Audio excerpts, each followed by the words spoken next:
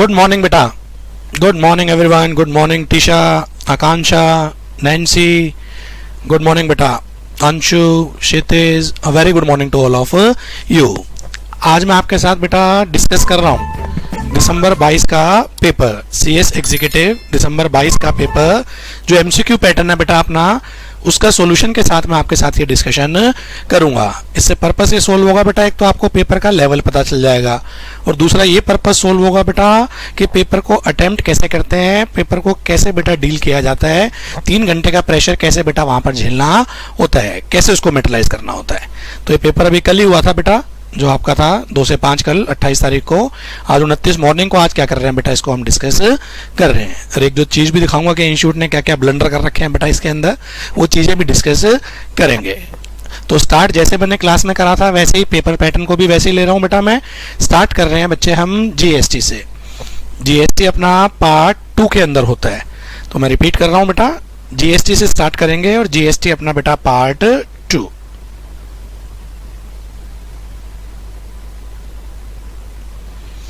चल बिल्कुल धीरे धीरे चलना बेटा. पार्ट 2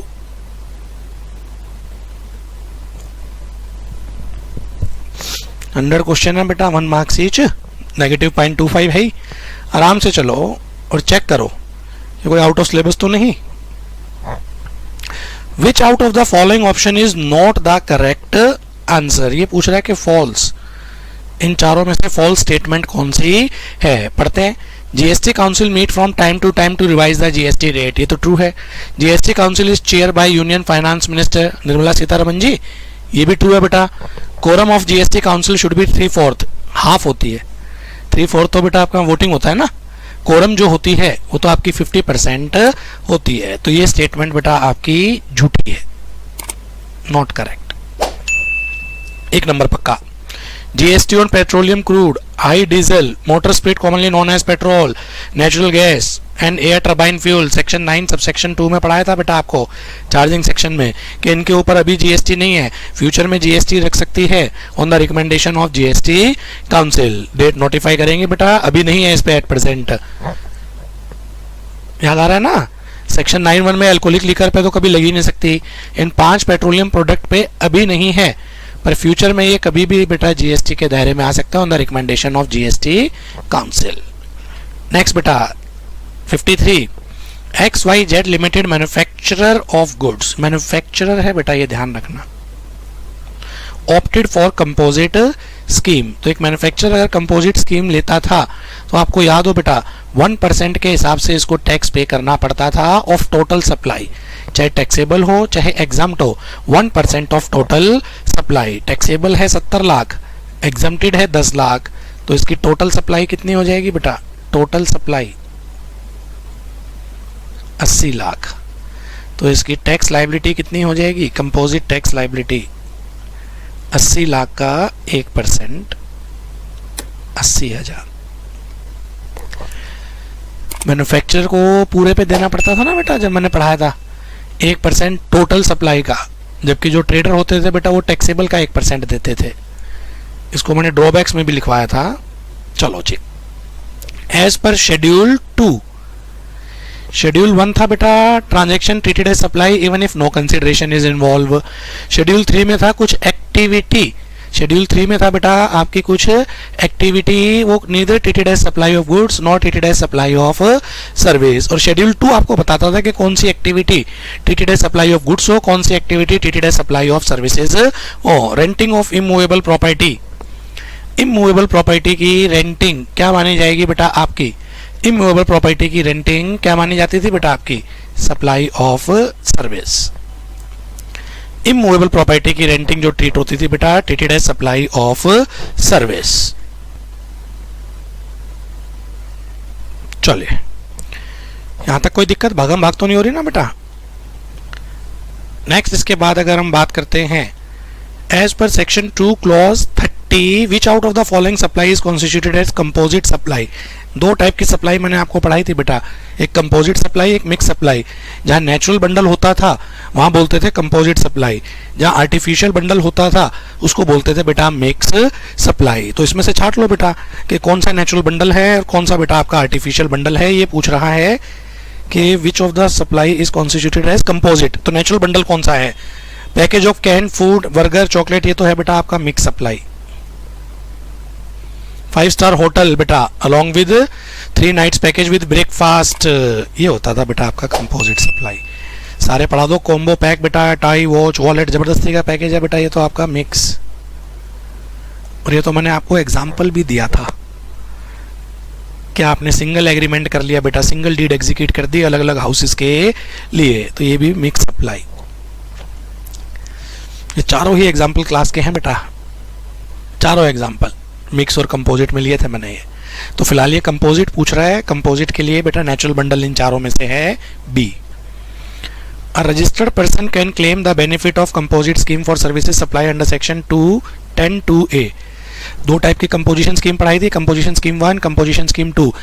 कंपोजिशन स्कीम 1 तो होती थी बेटा जिनकी टर्नओवर 150 लाख या 8 स्पेशल कैटेगरी स्टेट में 75 लाख, वो तो होते थे बेटा 10(1) और 10(2) में। 10(2)(a) में सर्विसेज वाले होते थे जिनकी पिछले साल की टर्नओवर बेटा 50 लाख तक थी। तो टर्नओवर के रिगार्डिंग पूछ रहा है 50 लाख। नेक्स्ट बेटा आपका Priyanka, a registered dealer under composition scheme of goods and services tax want to withdraw composition scheme, तो उसके लिए कौन सी एप्लीकेशन बेटा? अब ये ऐसे ऐसे क्वेश्चन पूछ लेते हैं नालायक। CMP 04 जाता है बेटा, 8 तो मैंने पढ़ाया था वो क्वार्टरली चालान जो जाता है।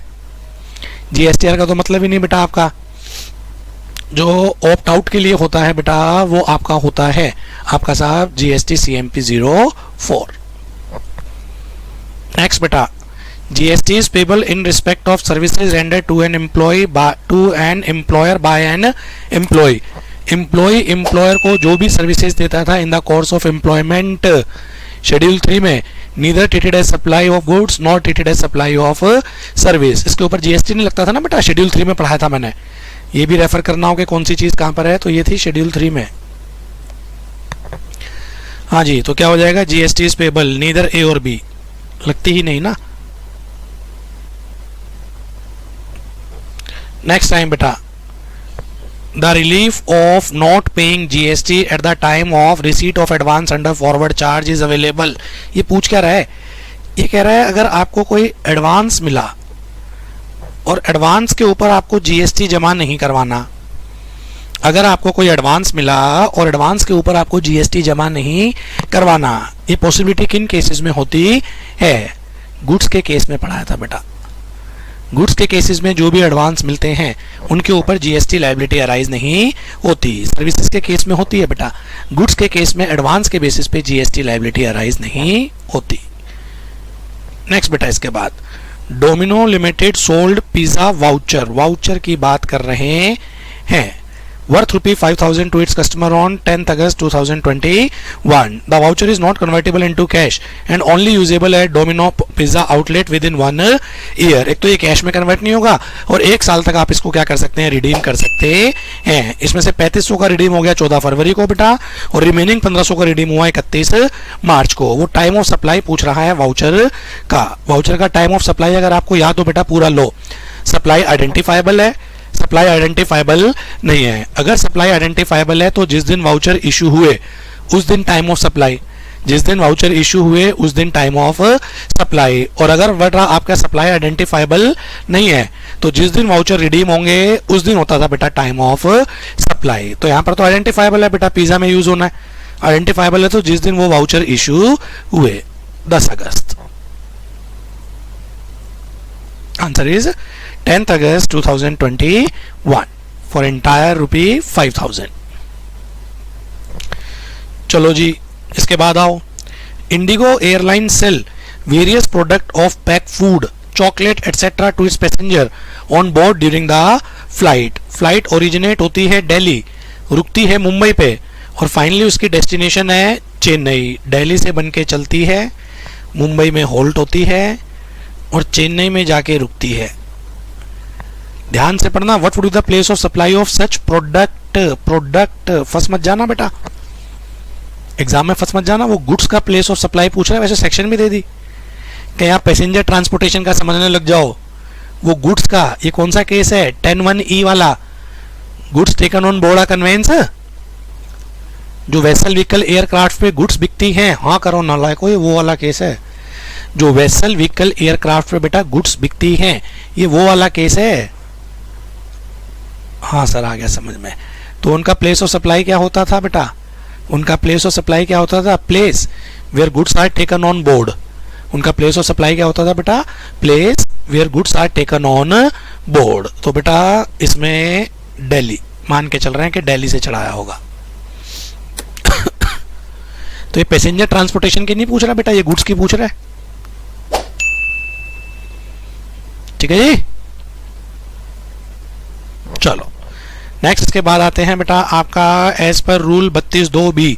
32(2)(b) मैंने वैल्यूएशन में पढ़ाया था बेटा, मनी एक्सचेंज के दो तरीके बताए थे मैंने आपको, ये उसकी प्रैक्टिस करा रहा है। दो option to determine value in relation to supply of foreign currency including money exchange shall deem to be dash for an amount exceeding 10 lakh. 10 lakh से ऊपर जब लेते थे बेटा तो 5500 तो लगते ही लगते थे, प्लस 10 लाख से ऊपर जितना होगा उसका 0.1% लेते थे।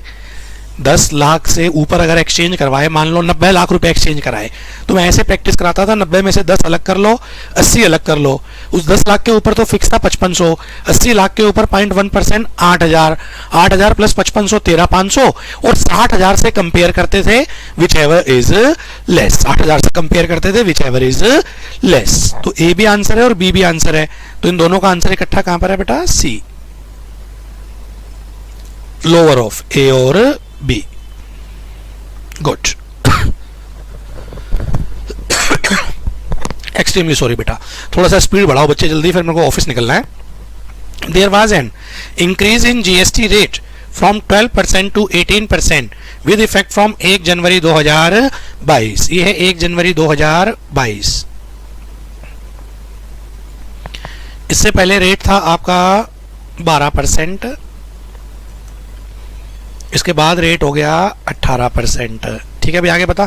विच of the following rate is applicable when services supplied and invoice raise after change.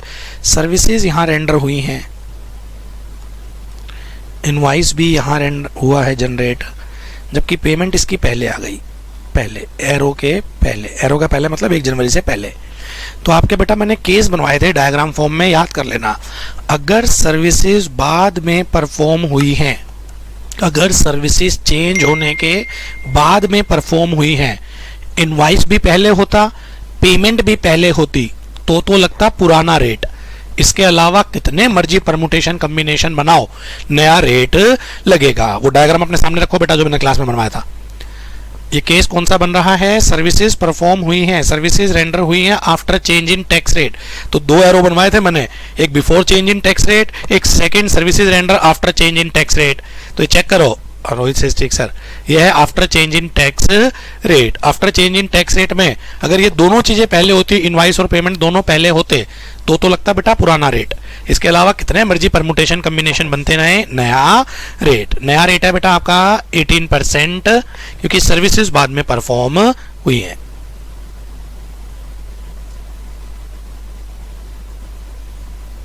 ठीक, नेक्स्ट इसके बाद बेटा Kabir wants to start a new business of trading of footwear. जूते बेचना चाहता है, गुड्स का बिजनेस है जम्मू एंड कश्मीर में।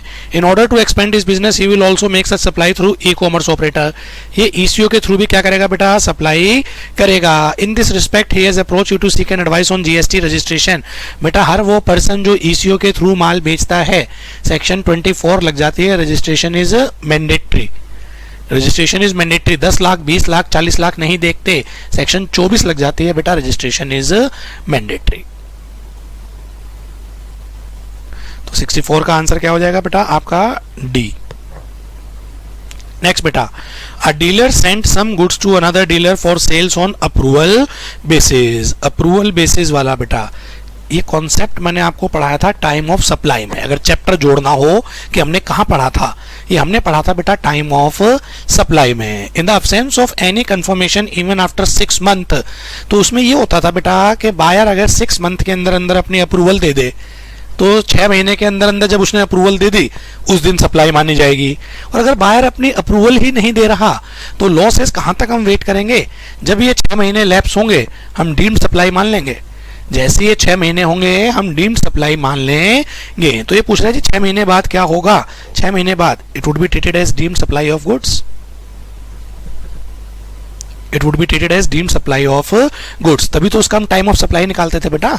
टाइम ऑफ सप्लाई का मतलब ही होता है ना कि लायबिलिटी कब अराइज हो। टाइम ऑफ सप्लाई का मतलब ही होता है कि लायबिलिटी कब अराइज हो। ठीक है सर। सेक्शन 15 सबसेक्शन 2 वैल्यूएशन की बात कर रहा है बेटा। इंटरेस्ट ऑन लेट फी और पेनल्टी फॉर डिलेड पेमेंट, इसको बोलते थे value addition, addition in value, sorry, जो मैंने आपको पढ़ाया था एडिशन इन वैल्यू। बहुत टाइम लगाया था इसके ऊपर भी। एडिशन इन वैल्यू टैक्सेबल होता है, is a part of transaction value. तेजी से रिवाइज करा देता हूं, ये तब तब टैक्सेबल होता है जब जब ये एक्चुअली में रिसीव होता है, और ये टैक्सेबल तब होता है जब ओरिजिनली अमाउंट टैक्सेबल था। अगर ओरिजिनली एग्जाम्प्ट था तो एडिशन इन वैल्यू भी क्या होता है बेटा? आपका एग्जाम्प्ट होता है। ये सारे नोट्स मैंने आपको बनवा रखे हैं। तो एडिशन इन वैल्यू टैक्सेबल होता है। टैक्सेबल तभी होता है जब ये एक्चुअल में क्या हुआ हो बेटा? रिसीव हुआ हो। ठीक है, तो टैक्सेबल है, included in the value of taxable supply only if the same is recovered. B. Sir बाकी ऑप्शन तो पढ़ाओ, पढ़ के देखो। इफ द अमाउंट एक्सीड 50,000, बेकार की बात कर रहा है। सी पढ़ो, शैल ऑलवेज बी एक्सक्लूड ना, ऑलवेज थोड़ा ना एक्सक्लूड है, इंक्लूड होता है। और ये कह रहे हैं हमेशा ही इंक्लूड होगा ना, तभी तो इंक्लूड होगा जब ये रिसीव होगा। ठीक है सर, बिल्कुल ठीक है। एज पर सेक्शन 24 था mandatory registration, compulsory registration irrespective of turnover. कौन सी स्टेटमेंट ट्रू है कैजुअल टैक्सेबल पर्सन के लिए? तो मैंडेटरी रजिस्ट्रेशन ढूंढो बेटा, कहां पर है? मैंडेटरी है ना, सेक्शन 24 है मैंडेटरी रजिस्ट्रेशन है। हाँ हाँ सर, बिल्कुल ठीक कह रहे हो। अगला पढ़ो ध्यान से। HP Limited is engaged in manufacture of taxable goods। ठीक है, compute the ITC available for the month of October 2021। केवल आपको अक्टूबर का आंसर देना है बेटा, लाइफ टाइम का नहीं। ये कह रहा है इनपुट A 2,30,000 की थी, उसमें से एक हमारा इनवाइस मिसिंग है 60,000 का। तो इनवाइस होना मैंडेटरी है, डॉक्यूमेंट्री एविडेंस ही नहीं है, उसके बेसिस पे तो हम ITC ले ही नहीं सकते। तो 2,30,000 टोटल, उसमें से 60,000 का तो इनवाइस ही नहीं है, इसका ITC नहीं मिलेगा।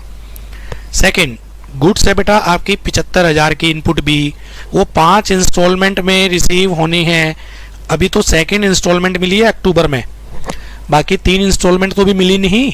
और आपको याद हो, अगर गुड्स इंस्टॉलमेंट में मिलती हैं तो जब लास्ट इंस्टॉलमेंट मिलेगी उस टाइम ITC मिलता है। जब लास्ट इंस्टॉलमेंट मिलेगी उस टाइम क्या मिलता है बेटा? ITC मिलता है। तो इस केस में वो भी नहीं है बेटा, लास्ट इंस्टॉलमेंट की इन्फॉर्मेशन है नहीं, क्योंकि अक्टूबर तक ही 2 मिली है, तो कुल मिला के अक्टूबर में तो नहीं मिलेगा। हमें तो डाटा अक्टूबर का ही दे रखा है ना बेटा, अक्टूबर का बताना है।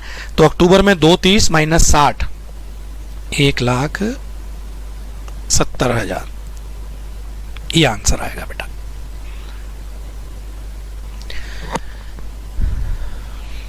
ठीक है, नेक्स्ट बेटा, as per section 17(5) block credit of ITC CGST act, ITC of motor vehicle is allowed. Motor vehicle के ITC कब कब मिलेंगे? Motor vehicle use for transportation of goods, case मिलता है। Motor vehicle use for transportation of passenger having seating capacity of 15%, 13 तक मना था, 13 से ऊपर तो वैसे ही हमेशा मिलता था। और इम्पार्टिंग ट्रेनिंग ऑन ड्राइविंग, ये तो तीनों ही केस में मिलेगा बेटा, तीनों ही केस में मिलेगा। सर पर्सन वाला समझ में नहीं आया बेटा, 13 की कैपेसिटी तक मना था ना, 13 से ऊपर तो हमेशा मिलेगा। हाँ सर आ गया समझ में।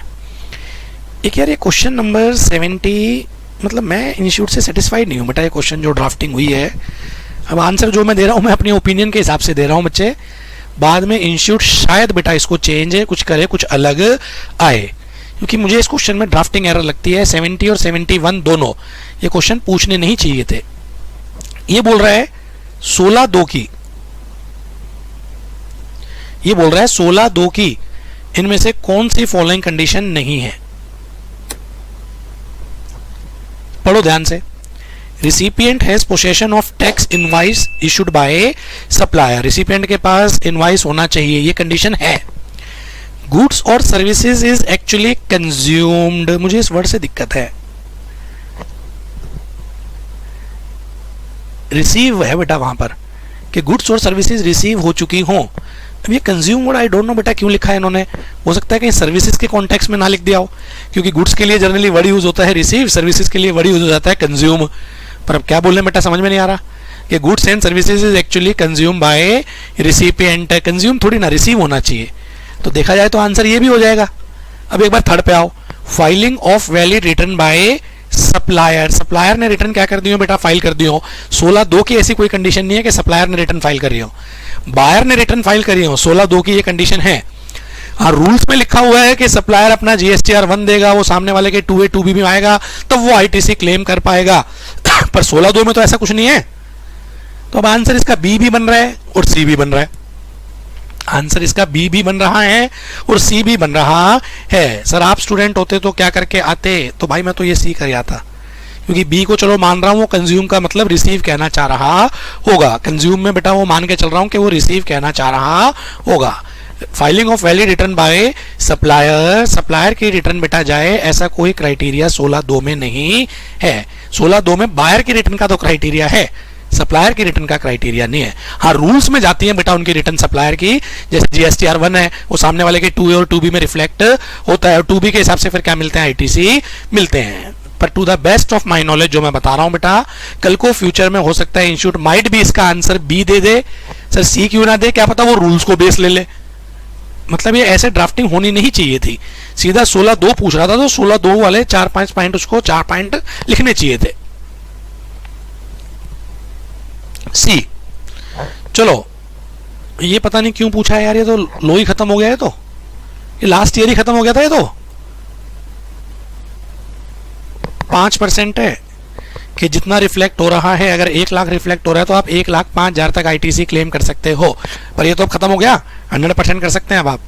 जितना नजर आएगा केवल उतना ही ITC क्लेम होगा, जितना नजर आएगा उतना ही ITC क्लेम होगा। अब पता नहीं किस जमाने का क्वेश्चन पूछ लिया बेटा, लो कब के चेंज हो चुके हैं। अब जो बच्चे पढ़ रहे होंगे वो करंट लो उन्होंने भी यही पढ़ा होगा, जिनका दिसंबर अटेम्प्ट है कि 100% जितना नजर आ रहा है उतना ही करेंगे बेटा, वो जितना नजर आ रहा है उतना ही। एक बार लैंग्वेज आराम से पढ़ लो। As per rule 36 sub rule 4 of the CGST rule 2017, the input tax credit in respect of invoices और debit note the detail of which have not been uploaded by supplier. तो आज के टाइम अगर upload नहीं करे तो ITC ही नहीं मिलेगा बेटा। ये तो पुराने लो थे कि जो नहीं करे चलो 105% तक ले लो, जो करे हैं उसका 105 तक ले लो। तो मेरे हिसाब से बेटा ये क्वेश्चन नहीं पूछना चाहिए था। आई डोंट नो बेटा क्यों ये क्वेश्चन पूछा है, पर फिर भी मैंने बता दिया कि बेटा आंसर इसका ये है। चलो आगे चलो। Determine the amount of input tax credit admissible to PQR Limited in respect of following goods procured by him in the month of January 2022। कितने का ITC मिलेगा? Goods used in कंस्ट्रक्शन में जो भी यूज होगी बेटा, मैंने आपको बोला था मान लेना कि इसकी कॉस्ट क्या हुई होगी, कैपिटलाइज हुई होगी। वर्ड कंस्ट्रक्शन यूज करे तो कॉस्ट कैपिटलाइज मानना, रिपेयर रिनोवेशन करे तो मान लेना कि P&L में डेबिट हुआ होगा, और जहां खर्चे कैपिटलाइज होते थे उसका ITC नहीं था, तो इसका तो ITC नहीं मिलेगा। नेक्स्ट बेटा, packing material used in factory, packing material का ITC मिलता है। नेक्स्ट बेटा, goods destroyed due to natural calamity 17,000, इसका भी ITC नहीं। गुड्स लॉस्ट डिस्ट्रॉयड पढ़ाया था ना 17.5 की लिस्ट में, 17.5H था आई थिंक ये, goods lost destroyed treated free sample distribution वाला। गुड, तो इस केस में जो ITC मिलेगा बेटा कितने का मिलेगा, 8,000 का। चलो जी, इनपुट टैक्स क्रेडिट जो बेटा इलेक्ट्रॉनिक क्रेडिट लेजर में नजर आ रहा है ITC किस पर्पस के लिए यूज हो सकता है? गला फाड़ फाड़ के पढ़ाया था, लिखवाया था, for payment of tax only, for payment of tax only, tax only, tax only. Electronic cash ledger कहीं पर भी यूज हो सकता था, tax interest penalty late fee, पर इलेक्ट्रॉनिक बेटा आपका क्रेडिट लेजर ITC केवल और केवल पेमेंट ऑफ टैक्सेस के लिए। ठीक है जी, आगे चलें। X limited of Jaipur registered dealer है, इसने वाई से गुड्स परचेज करी, वाई अनरजिस्टर्ड है, डायग्राम बना लो भाई। हम पढ़ रहे हैं एक्स के एंगल से। उसने खरीदी है कोटा वाले से, कितने की खरीदी है? 10 लाख की। वो अनरजिस्टर्ड है तो उसने कोई जीएसटी चार्ज नहीं करा होगा, बिल्कुल ठीक है। He sold the same goods to Jet limited registered dealer at a profit margin of purchase cost, इसने 20% का प्रॉफिट मार्जिन रख के आगे बेच दिया। कोटा राजस्थान में ही बेचा, कोटा इज इन राजस्थान। मजे की बात तो ये बच्चों को ये भी पता ना चले ये कोटा कहाँ पर है। चलो, पत्थर के लिए बड़ा पॉपुलर है कोटा बेटा। 20% मार्जिन पे बेच दिया तो कितना हो गया भाई? ये 2 लाख का मार्जिन, 12 लाख का माल बिका है। ये sale price 12 lakh, intra state है, इसके ऊपर बेटा 12% का जीएसटी, कंप्यूट जीएसटी पेबल। नालायक कैसे ऐसे क्वेश्चन पूछा है? 12 लाख का 12%, 12 12 144, 144 का आधा आधा कर दो, 6% 72,000, 72,000। ये आएगी ना जीएसटी लायबिलिटी। परचेज पे तो कुछ है ही नहीं, जो आउटपुट का टैक्स है वही नेट जीएसटी लायबिलिटी हो जाएगी। जो आउटपुट का टैक्स है बेटा वही नेट जीएसटी लायबिलिटी। चलो जी, time limit beyond which if input sent for job work is not return will be treated as supply in CGST act. कितना टाइम देखा जाता है बेटा? इनपुट के लिए 1 साल, कैपिटल गुड्स के लिए 3 साल। और मैंने बोला था क्वेश्चन जब एक्सटेंशन की बात ना करे तो आपको भी नहीं करनी। क्वेश्चन जब एक्सटेंशन की बात ना करे बेटा तो आपको भी नहीं करनी। तो इनपुट बेटा आपकी 1 साल, वैसे उसमें फर्दर एक्सटेंशन भी था ना 1 साल का, पर क्वेश्चन नहीं बोल रहा बेटा एक्सटेंशन के रिगार्डिंग, तो नॉर्मल प्रोविजन से चलना होता है। चलो जी, एज पर सेक्शन 24, सेक्शन 24 फिर मैंडेटरी रजिस्ट्रेशन था बेटा। विच of the following is not eligible for registration? किसका रजिस्ट्रेशन की रिक्वायरमेंट नहीं है? एनआरटीपी का मैंडेटरी है, कैजुअल टैक्सेबल पर्सन का मैंडेटरी है, एग्रीकल्चरलिस्ट का नहीं चाहिए था ना।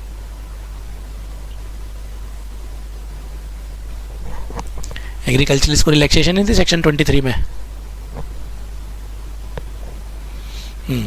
चलो, a dealer who is resident of Manipur, Manipur 10 lakh वाला स्टेट है बेटा, कैटेगरी ए में है। As business place both at Manipur and Himachal, फिर अब कहीं पर भी होते रहे, कोई एक स्टेट भी कैटेगरी 1 वाला हो जाता था तो मैंने बोला था एग्रीगेट टर्नओवर 10 लाख देखते हैं। इस taxable supply of goods in the state of Manipur is 12 lakh, registration mandatory 10 lakh से ऊपर है। In the state of Himachal Pradesh 6 lakh. पहले तो पूरे इंडिया का टर्नओवर देखते हैं, तो 12 + 6 18 हो गया, और कैटेगरी 1 वाली लिमिट लगेगी, नोट चेक कर लेना, कैटेगरी 1 वाली लिमिट लगेगी 10 लाख वाली। रजिस्ट्रेशन मैंडेटरी है और 1 स्टेट 1 रजिस्ट्रेशन का कॉन्सेप्ट होता है, तो लो मणिपुर वाले लगेंगे, टर्नओवर मणिपुर वाली देखी जाएगी बेटा।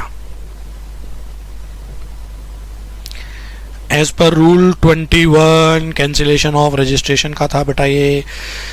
The proper officer may cancel the registration of a person who has taken voluntary registration under section 25(3) has not commence business within. वो 6 महीने के अंदर अगर बिजनेस कमेंस नहीं करा तो पीओ के पास पावर होती थी ना, रजिस्ट्रेशन क्या कर देगा बेटा? वो कैंसिल कर देगा। आगे चलो, इन case of taxable supply of services by NBFC, NBFC को इनवॉइस कितने टाइम तक इशू करना होता था? Bank, financial institution, NBFC, insurance company 45 दिन तक देते थे, बाकी पूरा इंडिया बेटा जो सर्विसेज थी 30 दिन के अंदर अंदर। तो एनबीएफसी कितने दिन के अंदर इनवॉइस जनरेट करेगी? 45 दिन। डायनेमिक क्यूआर कोड बेटा, डायनेमिक क्यूआर कोड, बाटा का एग्जाम्पल लिया था मैंने, डायनेमिक क्यूआर कोड के लिए जो एग्जाम्पल क्लास में लिया था बाटा का, चेक कर लेना अपने रजिस्टर, 500 करोड़ है वो।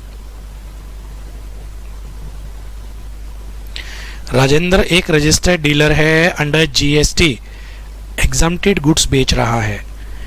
टैक्सेबल गुड्स के लिए होते हैं इनवॉइस, एग्जम्प्टेड गुड्स के लिए होते हैं बेटा आपके bill of supply. Taxable goods के लिए होते हैं टैक्स इनवॉइस, एग्जम्प्टेड गुड्स के लिए होते हैं बेटा आपके बिल ऑफ सप्लाई। लिखवा के आया था ना। जीएसटीआर 9, इसकी 4 ऑप्शन देखना यार। एनुअल रिटर्न है, 2 करोड़ से ऊपर वालों को देनी पड़ती है। सी और डी में डिफरेंस क्या है? मैंने तो 3-4 बार पढ़ लिया, मेरे तो समझ में आया नहीं यार। सी और डी में कुछ डिफरेंस आपके पकड़ में आ जाए बेटा, मेरे तो पकड़ में नहीं आया है। तो आंसर तो 2 करोड़ से ऊपर था ना। आंसर क्या है? 2 करोड़ से ऊपर। तो चाहे सी पे क्लिक कर दो चाहे डी पे कर दो, करना किसी एक पे एग्जाम में। आंसर ये था ना बेटा 2 करोड़। और चलो जी, ये देखो अगला क्वेश्चन, ये बहुत बढ़िया लगा मुझे। एक गुड्स की मूवमेंट शुरू हुई है 2 मार्च को। 2 मार्च को मूवमेंट शुरू हो गई, सुबह का ही टाइम मान लो, जैसे बेटा अभी अपना 10:15 हो रहे हैं, सुबह का टाइम मान लेते हैं बेटा। गुड्स की मूवमेंट क्या हो गई बच्चे, शुरू हो गई। 600 किलोमीटर जाना है। नॉर्मल गुड्स है बेटा, कुछ नहीं लिखा ओवर कार्गो या मल्टी मोड ट्रांसपोर्टेशन, ना तो ओवर डायमेंशनल लिखा, ना मल्टी मोड ट्रांसपोर्टेशन इंक्लूडिंग सी रूट लिखा। तो 200 किलोमीटर थे बेटा एक दिन के। तो मैंने बोला था ना, जो भी आए 200 से डिवाइड करते रहना, फ्रैक्शन आए तो राउंड ऑफ कर लेना। ये कंप्लीट आ रहा है 3 दिन। तो 3 दिन तक इसकी वैलिडिटी है, 2 मार्च, 3 मार्च, 4 मार्च तक ये वैलिड रहेगा। 2 मार्च में 3 दिन मत जोड़ देना कि 2 + 3 हो गया 5, ऑप्शन में 5 भी है, तो एक दिन तो 2 ही तारीख होगी ना, 2 मार्च, 3 मार्च, 4 मार्च। ठीक है, चलो जी।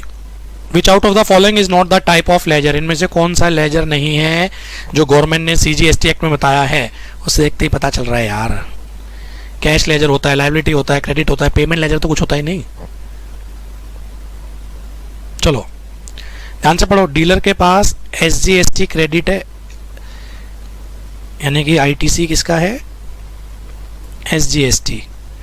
SGST पहले SGST से सेट ऑफ होता है, बच जाए तो IGST से होता है। इसकी आउटपुट टैक्स है CGST 3 लाख, तो CGST पेबल है 3 लाख।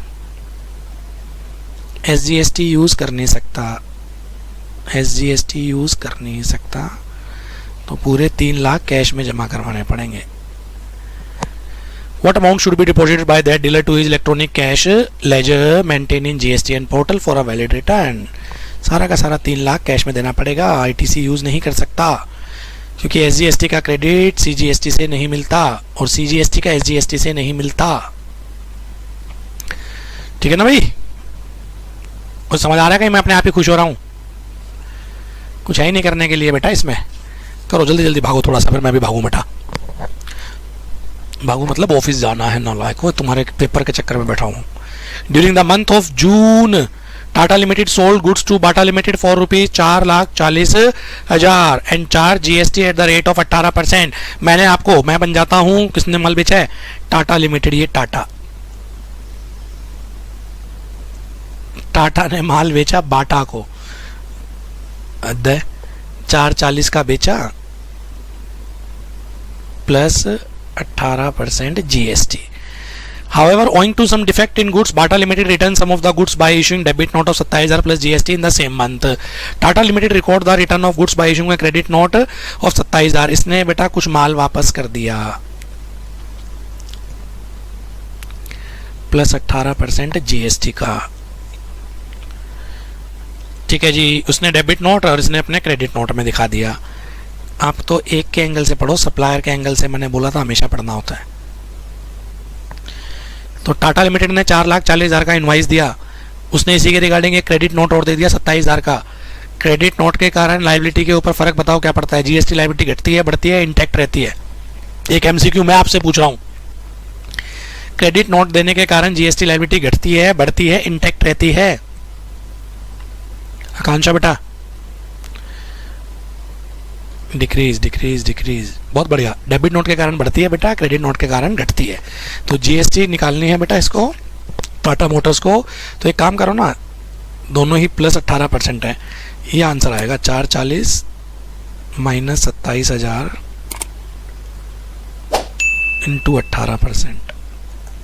लायबिलिटी घट जाएगी ना बेटा। कैलकुलेटर यूज करो एक बार, मैं मोबाइल पे निकाल लेता हूँ। 440 माइनस 27,000 का 18%, 74,340 है यार। मेरा तो आंसर ही लगा रहा है 74,340, ऑप्शन में नहीं है। अच्छा हैगा, सॉरी, रिफ्लेक्शन पड़ रहा था लाइट का बेटा। हैगा B, B. Special audit report under section 66 of the act is to be submitted, कितने दिन के अंदर देना होता था special audit report? 90 days plus further extension थी 90 डेज की, टोटल 180 डेज हो जाते थे। पर मैं बोल रहा हूँ एक्सटेंशन वाले जितने भी केस हैं वो तभी लेते हैं जब क्वेश्चन स्पेसिफिकली बोले, तो यहाँ एक्सटेंशन को इंक्लूड करने वरने कुछ नहीं बोल रहा, तो नॉर्मल पीरियड लिखेंगे आप, 90 डेज में जाती है नॉर्मली।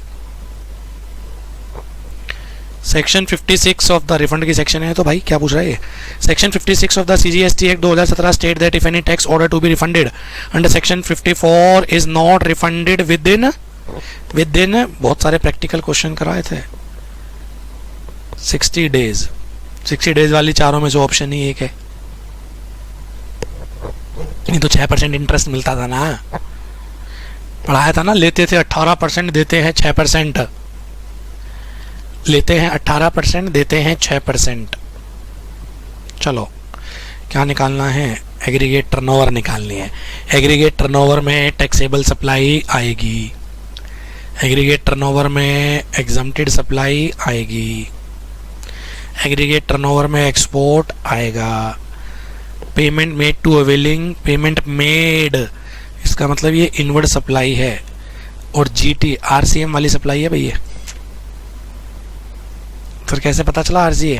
GTA 12% वाली स्कीम में होता तो फॉरवर्ड हो जाता, GTA 12% वाली में नहीं है तो क्या लगेगा बेटा? RCM, और RCM is not a part of aggregate turnover. Inward supply which is covered under RCM is not a part of aggregate turnover. तो ये आंसर आएगा बेटा 12 और 4 16 और 6 22 लाख। 22 लाख। एक ये क्वेश्चन ध्यान से देखना, ध्यान से, इसमें गड़बड़ करेंगे कई बच्चे। Highest approved prescribe rate under UTGST, एक बार UTGST को छोड़ो, CGST की सेक्शन 9 मैंने आपको पढ़ाई थी, सेक्शन 9 सब सेक्शन 1, उसमें मैंने आपको पढ़ाया था मैक्सिमम रेट कितना हो सकता है? मैक्सिमम 20%। एट प्रेजेंट है नहीं, एट प्रेजेंट तो 14 है ना, 14 CGST 14 SGST, टोटल हो गया 28। पर गवर्नमेंट चाहे तो कितना कर सकती है इसको? 20 + 20 कहाँ तक कर सकती है बेटा? आपका 80 तक 40 तक कर सकती है। 20 + 20 40 तक कर सकती है, पर अभी है नहीं, एट प्रेजेंट मैक्सिमम 28 है।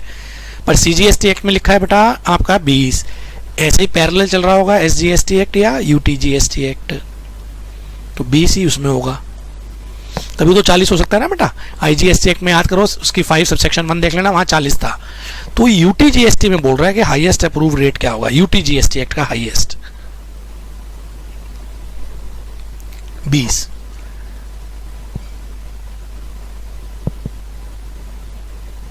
ठीक है ना?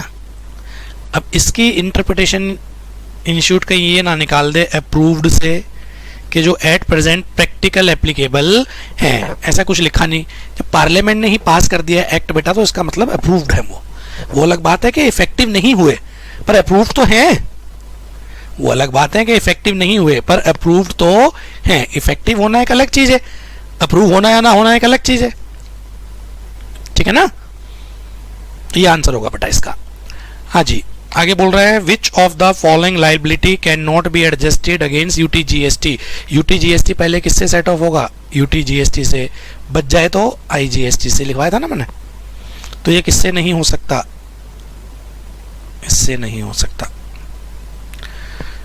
Advance ruling authority it's a 2 member body होती थी बेटा। एक CGST ऑफिसर होता था, एक SGST, और अगर UTGST है तो UTGST। ये वाला अपॉइंट करती थी सेंट्रल, ये वाला अपॉइंट करती थी स्टेट, UTGST वाला अपॉइंट करेगी सेंट्रल। अब ये इसकी ऑप्शन में देख लो क्या है, इट्स अ 2 मेंबर बॉडी ना, AAR इज 2 मेंबर बॉडी। देख लेना, नोट चेक कर लेना। एक CGST से लेते थे, एक SGST से लेते थे। CGST वाला अपॉइंट करती थी सेंट्रल गवर्नमेंट, SGST वाला अपॉइंट करती थी स्टेट गवर्नमेंट, UGST वाला सेंट्रल गवर्नमेंट। तो 1 member from amongst the officer of central tax, CGST वाला, ठीक है। ये तो 1 member from amongst the officer of union territory, UTGST कह रहा है, to be appointed by central government, ये भी ठीक है। वो SGST की जगह UTGST बोल रहा है बेटा, तो UTGST में तो सेंट्रल गवर्नमेंट ही अपॉइंट करेगी। चलो, provisional compensation payable to a state shall be release at the every bimonthly, बोला था ना मैंने, हर 2 महीने में एक बार एप्लीकेबल टू, मतलब कोई तरीका है क्या पूछने का? Whole of India. Growth rate क्या रखी थी बेटा इन्होंने? Growth rate 14%। कस्टम ड्यूटी के रेट कहाँ दे रखे हैं? सारी कस्टम ड्यूटी के रेट कस्टम टैरिफ एक्ट में है। Rate of duty is not given under custom act, rate of duty is given under custom tariff act. चलो जी, FOB वैल्यू ऑफ गुड्स $12,000, तो FOB तो हो गई 12,000। सी फ्रेट, सी रूट है बेटा, freight is a part of accessible value. Ascertainable है तो सारा का सारा लेते थे, 20% की कोई अपर कैप लगाना मत, वो एयर रूट में लगती थी। इंश्योरेंस असर्टेनेबल है तो सारा का सारा लेते थे, कोई अपर कैप मत लगाना। तो 12 और 2 14, 650 मल्टीप्लाइड बाय 75, ये आंसर आएगा भाई। 14,650 मल्टीप्लाइड बाय 75, कैलकुलेटर यूज करो भाई। 14,650 मल्टीप्लाइड बाय 75, 1098750। 109,8 कहाँ पर है? ये रहा। सर आपने तो बोला था फ्रेट के ऊपर 20% की अपर कैप लगती है बेटा, एयर फ्रेट में बोला था, सी फ्रेट में नहीं। चलो, the date of determination for rate of duty and tariff value of imported goods in case of goods entered for home consumption under section 46 वाला है, for home consumption. White colour bill of entry जो मैं बोलता था, तो जिस दिन bill of entry file करी और जिस दिन एंट्री इनवर्ड मिला, whichever is later, whichever is later लेते थे बेटा। और मैंने तो तीनों केस अलग अलग पढ़ाए थे, वेसल का अलग, व्हीकल का अलग, एयरक्राफ्ट का अलग। नोट्स में आराम से चेक कर लेना। Rule 3 of interpretative rule, chapter याद आ रहा है जो HSN कोड पढ़ना सिखाया था, उस चैप्टर में था ये classification of goods. Classification of goods था तो ये कस्टम का, पर मैंने बोला था ये एज यूजुअल GST पे भी एप्लीकेबल होता है। तो उसके रूल 3 के मैंने 3 पार्ट पढ़ाए थे। सबसे पहला specific would prevail over general, दूसरा पढ़ाया था बेटा एसेंशियल करेक्टर, तीसरा मैंने पढ़ाया था लेटर द बेटर। अकीन रूल तो था ही नहीं, रूल 3 के अंदर अकीन थोड़ी ना था, अकीन तो इसके बाद का था, रूल 4। अकीन मतलब सिमिलर, मिलते जुलते में क्लासिफाई कर दो। जैसे कार्गो जीन्स में जाएगी, एग्जाम्पल दिया था ना। हाँ, बोलते भी नहीं है ना लाइक। लास्ट वाला देखो भाई, लास्ट वाला। अब यार ये मैंने पढ़ाया तो था, पर मैंने खुद आपको बोला था कि छोड़ देना, इतना डिटेल में एग्जामिनर क्या जाएगा एग्जीक्यूटिव लेवल पे, वो चला गया। मैं सॉरी बोल दूं पहले तो बच्चों को, मुझे उम्मीद नहीं थी यार, नोटिफिकेशन के ऊपर बेस्ड है, फाइनल लेवल पे आती हैं चीज़ें भाई। इन्होंने एग्जीक्यूटिव में पूछ लिया। 3 नोटिफिकेशन पढ़ाई थी। पहली नोटिफिकेशन पढ़ाई थी जहाँ DBK मिलता ही नहीं, cinematography film, x ray film, photographic film, ये ध्यान आ रहा ना आपका बेटा। टी चेस्ट जो पढ़ाए थे मैंने। दूसरी नोटिफिकेशन पढ़ाई थी वो आपकी बेटा गुड्स थी जो other than official, motor car और any goods other than official. तीसरी होती थी वो ऑफिशियल पर्पस के लिए, तो उसमें मंथ चेक करते थे ना, कितने महीने के लिए यूज़ करा। 3 महीने तक का यूज़ करा तो आपको 95% DBK मिलेगा। 3 से ज़्यादा 6 महीने तक करा 85, 6 से ज़्यादा 9 महीने तक यूज़ करा 75, 9 से ज़्यादा 12 महीने तक यूज़ करा। इसके बाद था बेटा 5% घटता था। 12 से 15 यूज़ करा बेटा, उसके बाद था आपका 65, 15 से 18 यूज़ करा 60। मैंने खुद बोला था कि छोड़ देना, मुझे लगता नहीं एग्जीक्यूटिव में आएगा, वो आ गया यार, सॉरी बोल देता हूँ, कोई नहीं। तो 18 महीने के बाद तो DBK प्रोहिबिट हो जाता था। 13 महीने किस में आएगा?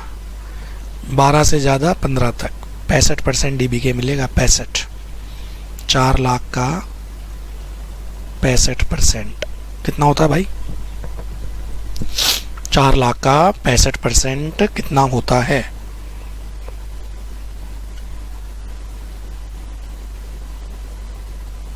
$2,60,000 होता है। ये वाइंड अप हो गया बेटा अपना GST इन टोटलिटी। कितना सिंपल पेपर होता है बेटा। इनकम टैक्स में फिर भी थोड़ा टाइम लगेगा, GST और कस्टम में तो कुछ होता ही नहीं यार। तो बस अभी मॉर्निंग के लिए बेटा इतना ही, इवनिंग में शायद मैं आज इनकम टैक्स ही निपटा दूंगा बेटा। अभी के लिए इतना बेटा, भागो आप भी, कहीं जाना हो, आपकी क्लास हो, मैं भी चलूँ बेटा। Thank you very much.